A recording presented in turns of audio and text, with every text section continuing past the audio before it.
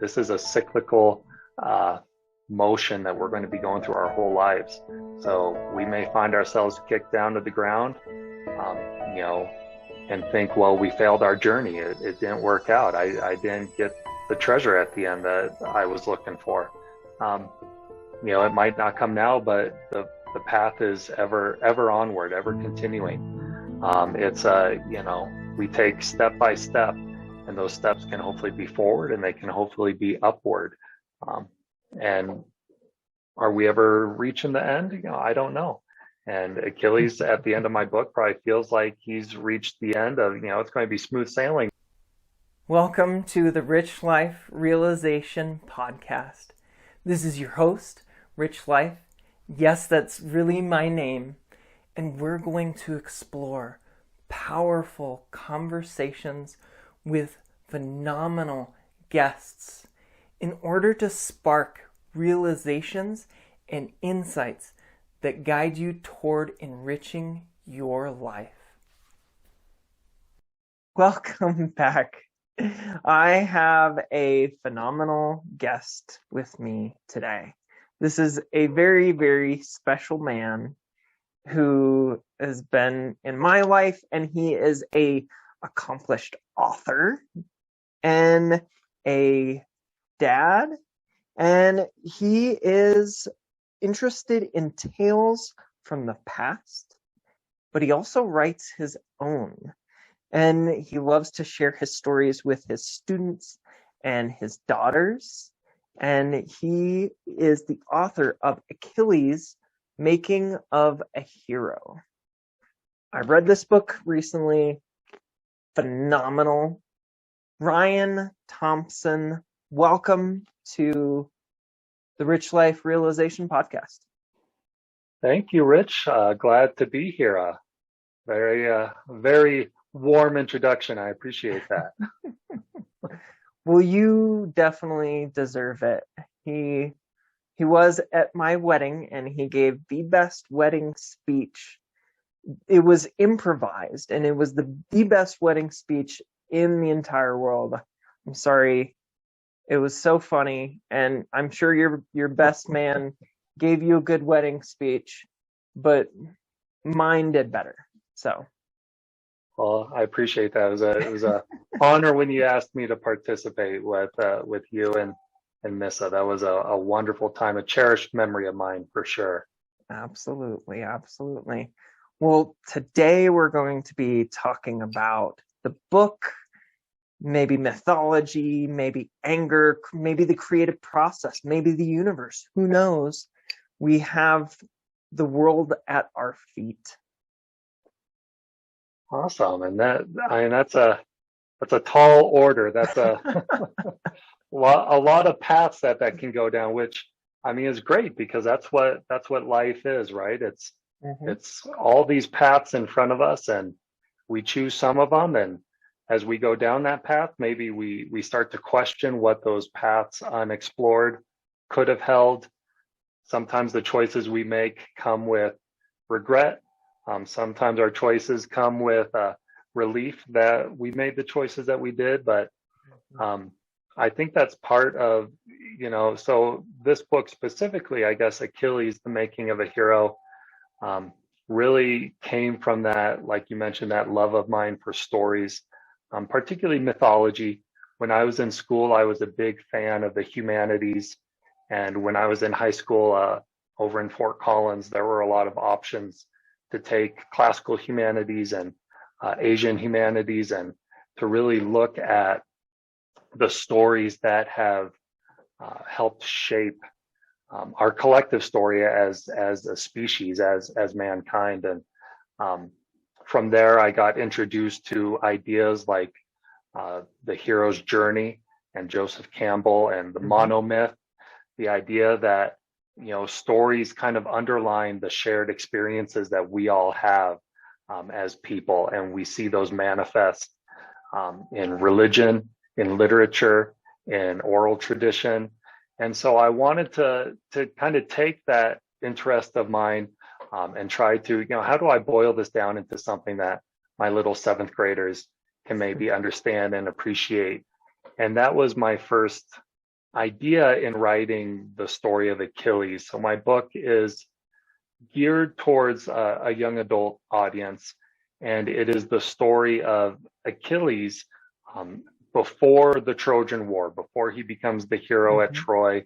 Um, and what was his life like growing up, getting trained by the centaur Chiron? What was him and his friend Patroclus? How did they get together, and how did they learn to basically prepare themselves to be heroes? So try to put that into a simple, kind of straightforward narrative, but also have these elements of, the hero's journey. Achilles's journey is the journey that any one of us can take. Not only our own journey through life as heroes, of leaving what we're comfortable with, being faced with our weaknesses, seeking after treasure, and ultimately, coming home victorious. And not only is this the journey that we're all on, but our journey has a lot of characters in it. And we get to realize that, sometimes we are the characters in other people's stories. Maybe sometimes we are the trickster to someone else's journey.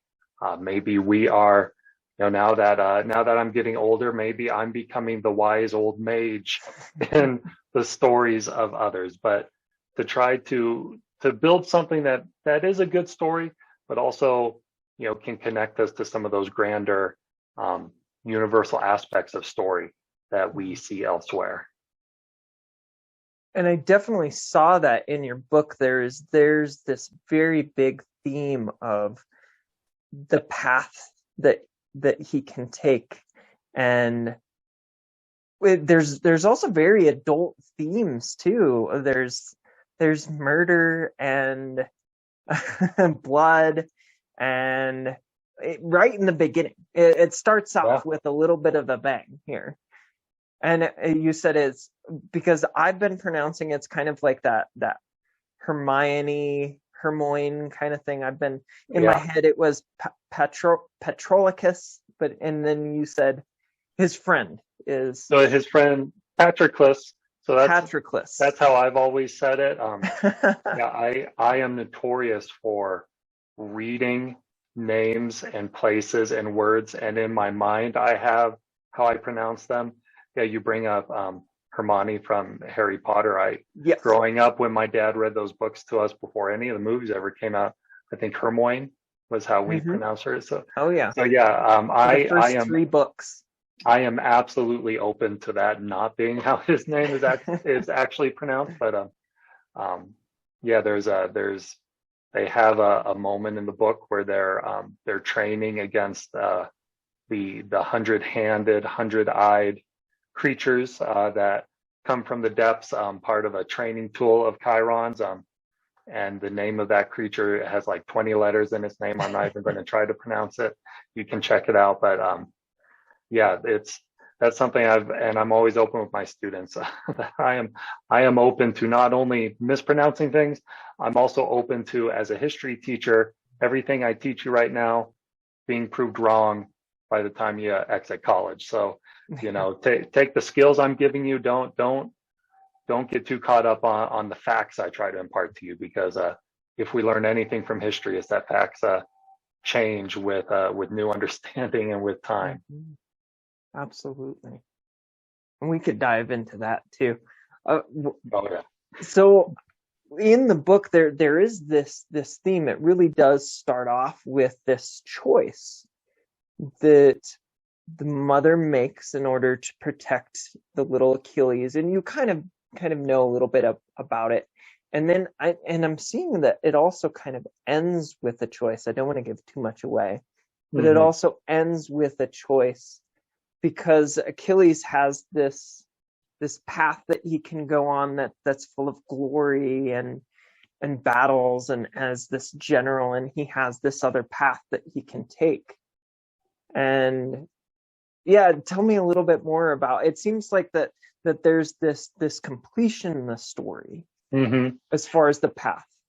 And that's one of the cool things about the hero's journey is, if you ever see it like charted out, when your classic, you're in your English class and they're going over story archetype, it's often a circle, and it comes around full circle. And so yeah, the classic thing we're all familiar with Achilles, of Achilles' heel, and his godlike strength, except for his heel, where there's different myths around that. I kind of went with the more popular one, that his mother is dipping him into the river Styx, but she's holding him by the heel, so that part doesn't get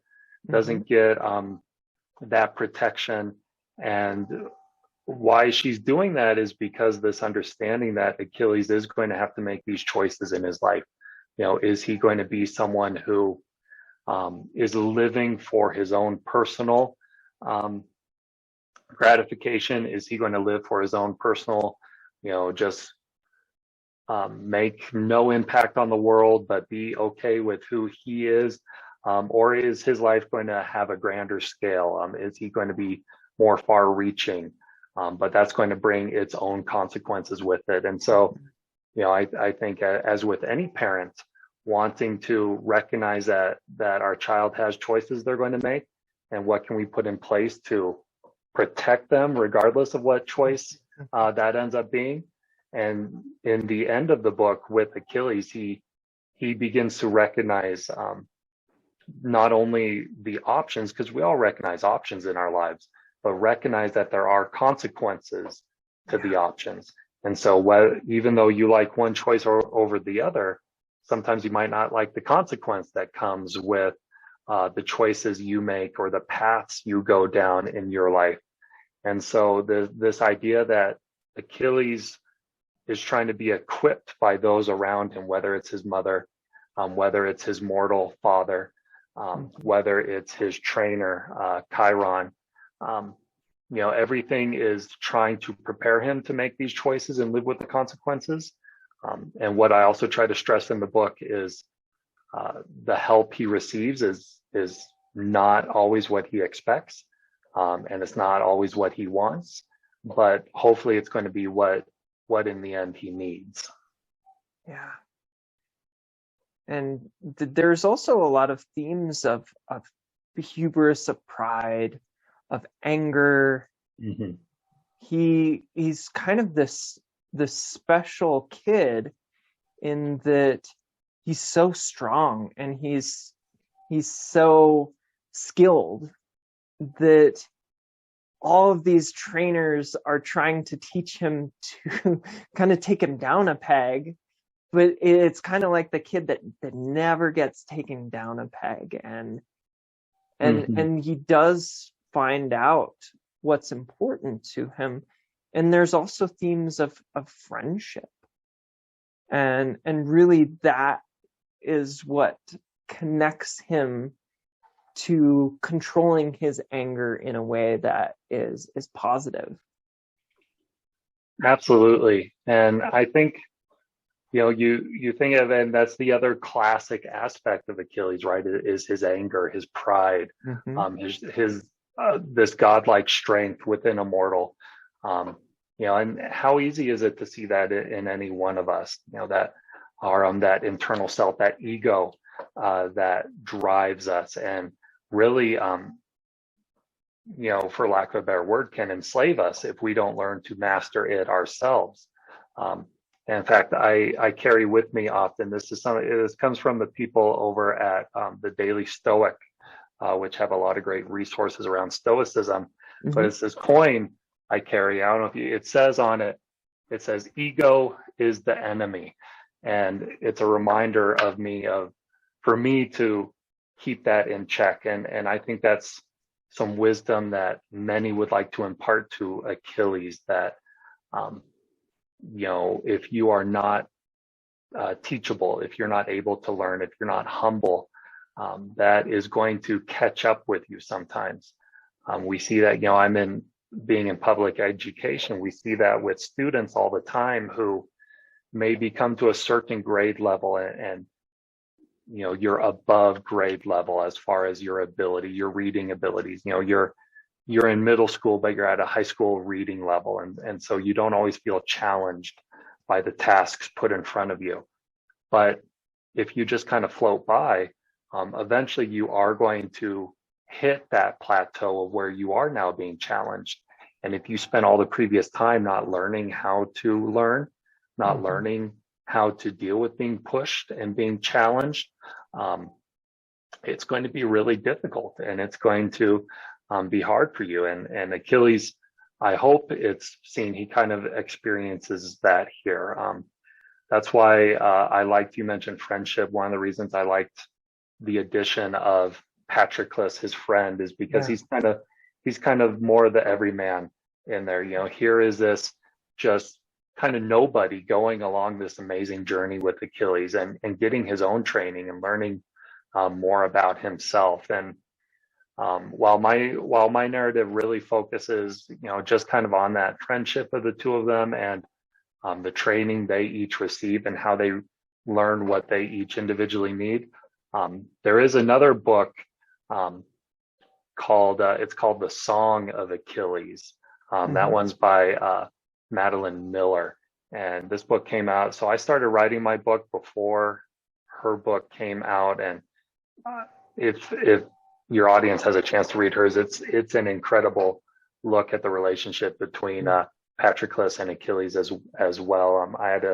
When I had the chance to read it after kind of working on mine for a good while, I was very impressed. And you know, so if you're interested in that relationship side of Patroclus and Achilles, there's probably no better place you can go. But yeah, just that idea that our friends can also, you know, be those people on our journey that kind of push us to grow in a certain way. Achilles, it's through his feelings for Patroclus and his recognition that there are people in his life that he wants to protect and that he wants to bring along with him, kind of opens up this willingness to grow, which is a great part of the narrative. Yeah, I recognize that Patroclus was this foil to Achilles, and he grows too. He goes through his own journey in this to become a hero in his own way, and he has his own challenges and he has his own self-doubts because he compares himself to Achilles, and I think we do that a lot as humans. We compare ourselves to the perfect version of other people, and we say, oh my gosh, this person has amazing strength, who am I? And Patroclus recognizes his own place in this journey in being trained by Chiron as well. Absolutely. Yeah, it's a great relationship. And you know, my idea with this book was to have another one, which is what I'm currently working on, that's kind of continuing them into the Trojan War.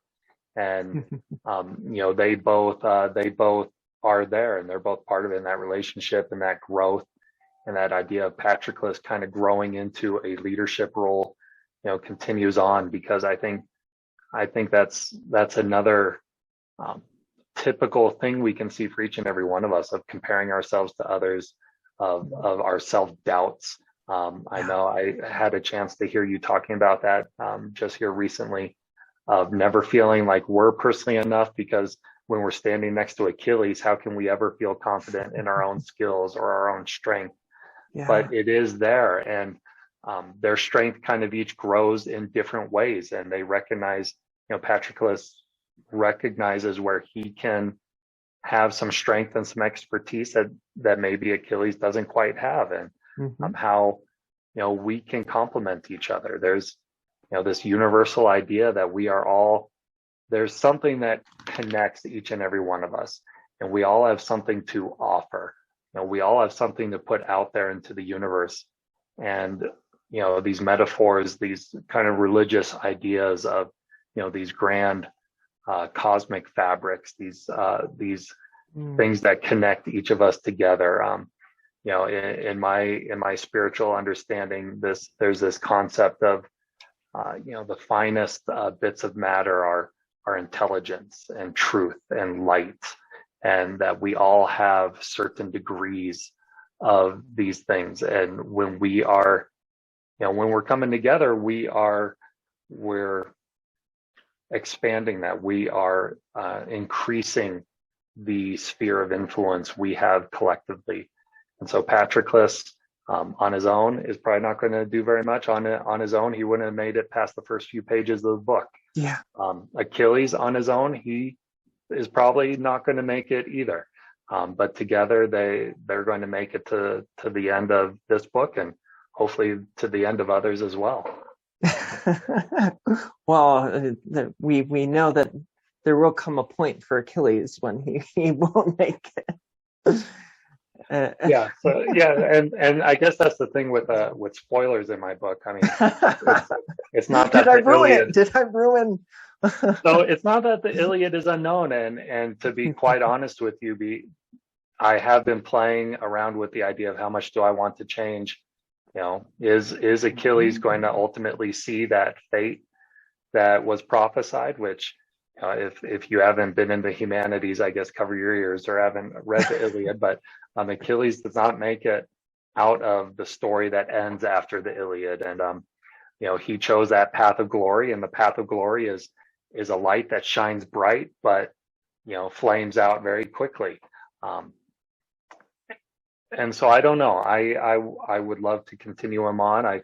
What if Achilles goes in hiding, and what if maybe he ends up on Odysseus's boat with him, heading back to Ithaca, and unfortunately everyone on Odysseus's boat dies as well in the Odyssey. So it is very hard to escape death when you're looking at Greek mythology, and which kind of makes sense, because that's another reality of life, right? Is that it is kind of finite, and but we will find a rightful end for Achilles, and a good conclusion to his journey for sure.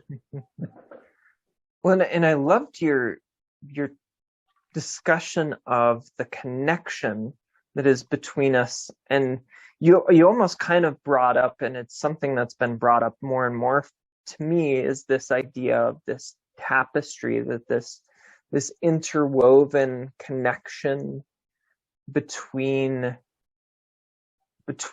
characters, between us and other people, between us and ourselves, and that the threads, and that there's splashes of colors, and that we have that connection and we have this natural expression that we can explore, and that really it's more of a process of revealing our true selves, our true nature, and that Achilles kind of is revealing himself through this process of friendship, of challenge, of training, mentorship. Yeah, absolutely. You think about our eyes, and how do we see?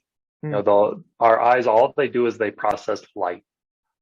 Light is the only thing we see. And to gain greater light to ourselves, be light to others, because the only reason I can see you and you can see me and we see others around us is because we're not, I guess, necessarily emitting light, but we are reflecting light back to each other. And I think I love the idea that this monomyth, this hero's journey, is trying to tap into that idea of how we are taking the paths that allow us to reflect light back to the world. Achilles is shining bright because of his choices, and that's why thousands of years later we're still talking about him as a character today. That each and every one of us, that if we just stay home, if we stay safe in our hobbit hole, if we stay safe on Tatooine, if we stay safe under our aunt and uncle's staircase in our little cupboard, these stories that follow this this hero's journey, we're not letting our light shine out to those around us if we are not crossing that threshold from the known into the unknown, taking that chance and trusting that while the victory is not always the victory we expect, there is victory, there is treasure, there is growth and learning that comes from it, from taking the journey. Part of the process is failure. Part of the process is getting back up. Part of the process is facing our demons, facing ourselves. I love the symbolism of mirrors as being a component of facing challenges in stories. The idea that sometimes the greatest challenges and the greatest enemies are ourselves. And Achilles has to face that to a certain degree of recognizing, despite all his strength, his pride, his anger, these shortfalls that prevent him from getting to the next level. Recognizing that, how can he lead men when no one wants to be around him? How can he lead men when no one respects him? Just being able to physically overpower everyone does not command respect. It does not command leadership. Learning how to serve, how to love, how to care is what brings that about, as Achilles learns. And as we all learn in our lives, that our light shining out, reflecting out into the world.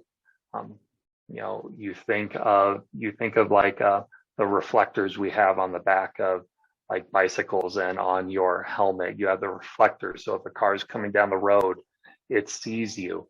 That's because there's millions of, little angled mirrors in there reflecting back, and the world needs our reflection to keep the light shining. And without it, we're making the world a little darker. Yeah. And all of those characters, they heard a call. They heard the call, this voice, and maybe it wasn't a voice, maybe it was a character, but they had this opportunity that opened up, and they said yes to it. And I think they reject the call. I think that's a part of the process too, is that rejecting of it at first. And I think we do that. We hear it and we reject it, and we can stay in that place under the stairs. We can hide our light, because going on your own hero's journey, kind of scary. It's kind of intimidating. There is a space of unknown. There will be spaces of challenge and fear. And when we acknowledge that, and when we see that maybe we're in our own way, like you talked about, that if we get out of our own way, if we see that fear as not telling us about the situation that we're in, it's just telling us about our thoughts, then we can start to be free, and we can start to live our journey in spite of the fear. It can come. Yeah. And any of those stumbling blocks along the way, you think, so my book, by the end, we've kind of come full circle. You kind of could say a hero's journey has been completed. But where my book ends, the Trojan War hasn't started yet. He hasn't made his way to Troy. This is a cyclical motion that we're going to be going through our whole lives. So we may find ourselves kicked down to the ground, and think, well, we failed our journey. It didn't work out. I didn't get the treasure at the end that I was looking for. It might not come now, but the path is ever onward, ever continuing. It's we take step by step, and those steps can hopefully be forward, and they can hopefully be upward. And are we ever reaching the end? I don't know.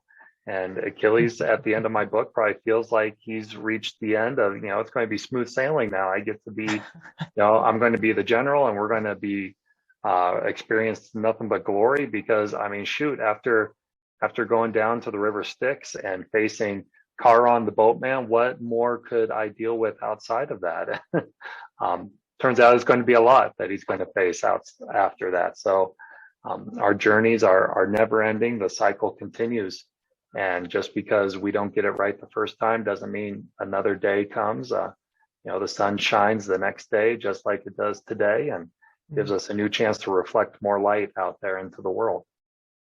Yeah. Yeah. And we have this continual opportunity every single day to, like you said, drop our egos, to see through our own limitations, to see and cultivate that understanding. Because really, I think he doesn't understand in the beginning. He doesn't get it, that he's like, but I'm awesome and I'm strong and I can beat anyone out there. And like you said, that can get you to a certain place. I mean, that can make you a very good warrior, but he doesn't want to be just a really good warrior. He wants to be respected. He wants to be a leader.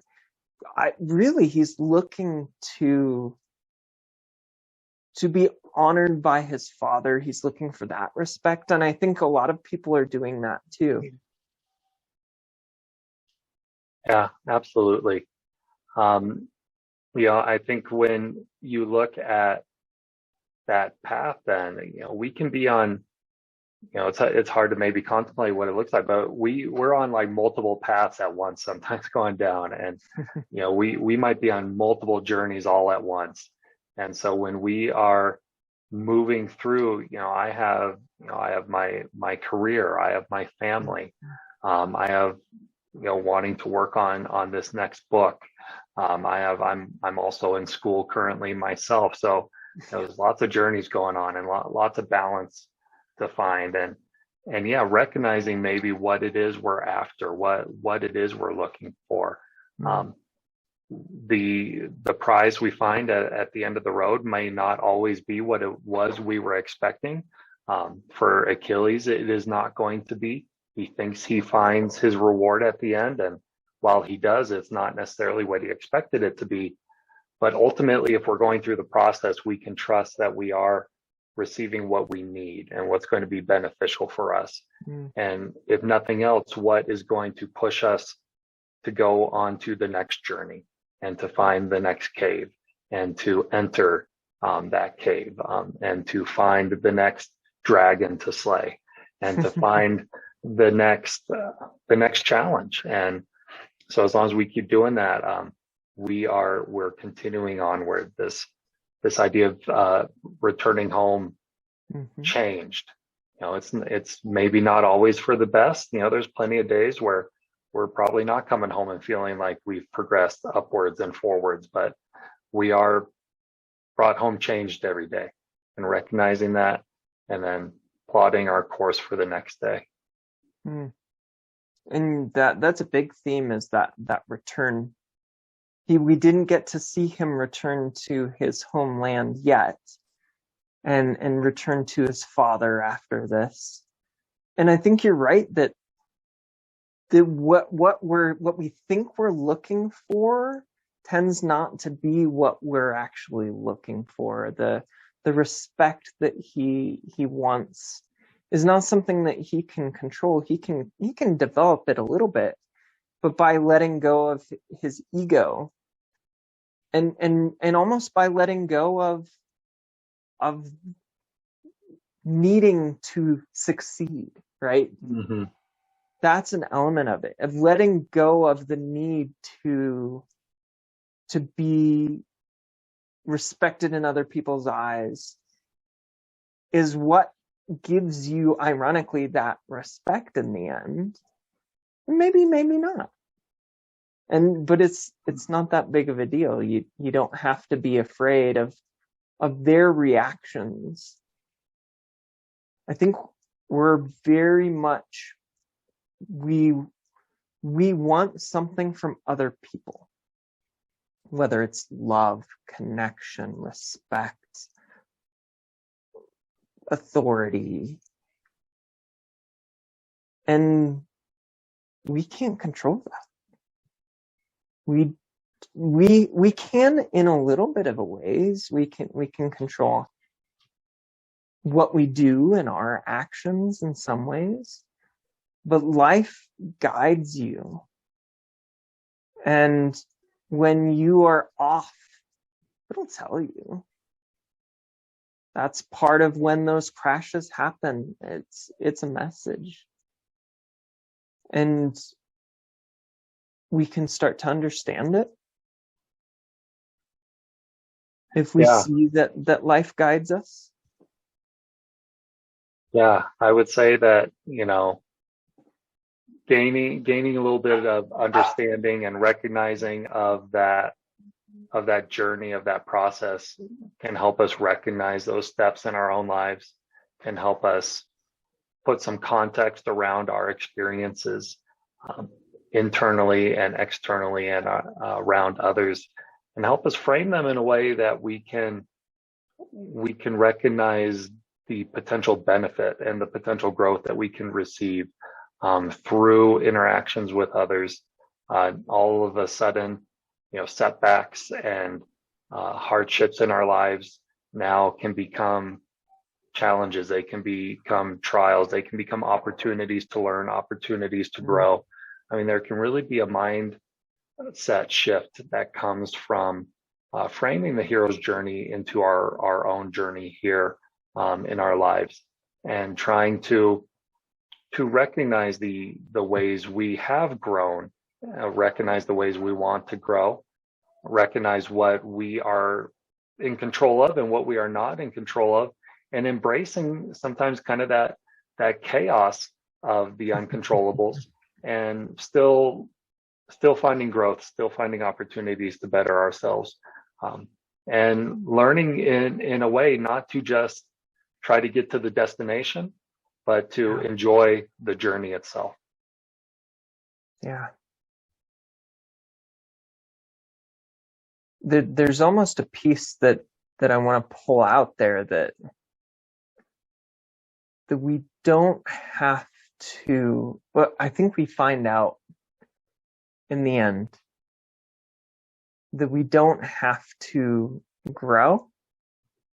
I don't know if that makes sense for you, but the character finds through all of this journey that they really had everything that they needed already inside of them.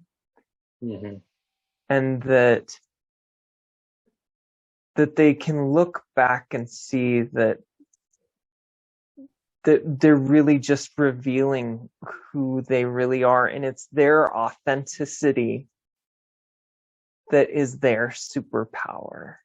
I think that's what a lot of stories really show. That it's already been there, that it's already underneath, that it might be hidden. It might be like a layer of ice that you have to crack through in order to see this, to break through this understanding of how you were getting in your own way. We absolutely, and I have some people knocking on my door, so I might need to cut it out here in a little bit. But I love that idea you're bringing up, and I think you could almost look at it like we already have a limitless potential within us, but sometimes it's a matter of peeling back the layers of mud that we've maybe placed on. I remember in one of my classes, it was described almost like a light bulb burning pretty bright, but I think it was talking about the idea of karma, that the negativities in our life are putting layers of mud or debris onto the light bulb, and sometimes the journey is simply trying to reset by getting those layers taken off, so that the light can be seen again and can be brightened again, and that yeah, it was always there. It's, we're the ones that imposed the muck onto it. We're the ones that dimmed it. It's not fanning a flame to get it brighter. It's to remove the things that we're blocking from seeing the light already. That yes, there is something there within, that we simply need to get out of the way and let it shine. Yeah. You smother your own fire. Yeah, exactly. Yeah. And then we can connect, and we can shine that and reflect, and then there's more light. It's almost like a disco ball now.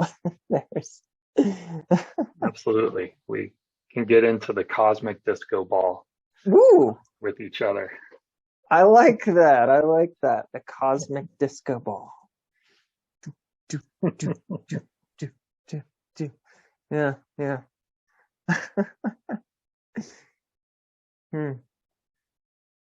Well, Rich, I've loved this opportunity to reflect some things back and forth with you, and yeah, I've loved the conversation we've been able to have around my book as maybe a catalyst a little bit, and to really, even you helped me expand my thinking a little bit on things that, maybe I wasn't even aware of when I was first going through this process of putting this book out there.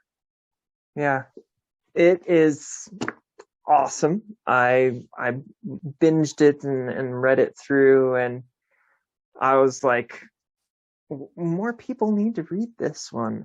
Even if you're not a teen, check it out. It's fun. I think adults could read it too. I think that it has a lot of really great themes, and especially for if you have somebody who has struggles with anger, it could have some beautiful lessons in here. Well, thank you. I appreciate that. Yeah, I hope anyone that checks it out enjoys it, because that's what stories can bring. Stories bring joy. They bring hopefully thoughts and reflection, but like you said at the start, and I guess to bring this conversation full circle, there's something just enjoyable about a good story. Yeah. Well, thank you, Ryan. Well, thank you, Rich. It was fun. Thank you for listening to the Rich Life Realization Podcast. May these conversations help you experience your richest life. To contact me about being a guest on the podcast or about coaching, email me richliferealization@gmail.com or text or call 970-716-0075.